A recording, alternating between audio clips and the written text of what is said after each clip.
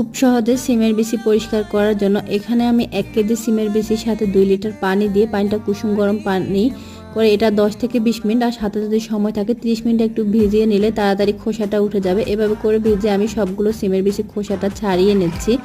এখন হচ্ছে এই সিমের বিচিগুলো আমি ধুয়ে পানিটা ঝরিয়ে নেব। এখন চুলায় একটা পাতিল বসিয়ে দিয়েছি, এখানে কিছু পানি আমি ফুটিয়ে নিয়েছি। এখানে আমি 500 গ্রাম সিমের বিচি সংরক্ষণ করে দেখাচ্ছি, 500 গ্রাম আমি রান্না করে ফেলছি।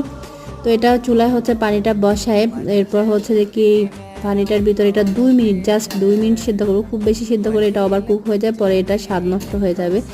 সেদ্ধ করে এটা উঠিয়ে পানিটা হচ্ছে ঝরিয়ে একটু ঠান্ডা করে নেব। এরপর একটা পলিতে অথবা জিপলক ব্যাগে অথবা হচ্ছে এটা একটা কন্টেনার এয়ারটাইট কন্টেনারে ভরে এটা হচ্ছে ডিপ ফ্রিজে রেখে দিলে এটা 6 মাস থেকে 1 বছর অনায়াসে ফ্রেশ থাকবে। এটা এভাবে সংরক্ষণ করলে স্বাদ আর গন্ধ কোনোটাই নষ্ট হবে না। শুধু রান্না করার আগে ফ্রিজ থেকে বের করে রান্না করে নেবেন।